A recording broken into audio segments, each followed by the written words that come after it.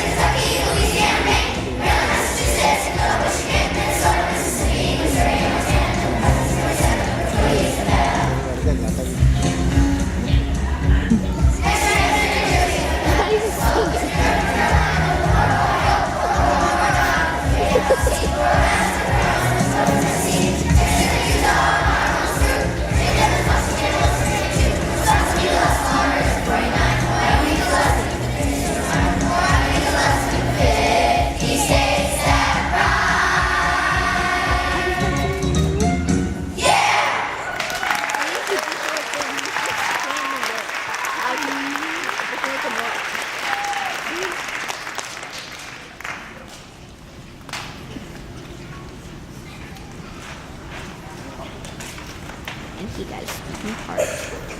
Wow.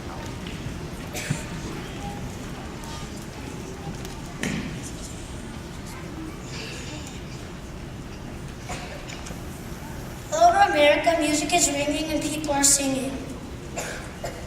The music history of the United States includes many styles of folk, popular, and classical music. Some of the best-known genres of American music are the blues, rock and roll, and country. American music truly began with the Native Americans, the first people to populate North America. Music of the Native Americans was highly varied in form. There were many styles and kinds of music at this point, and most of their music was composed for religious purposes.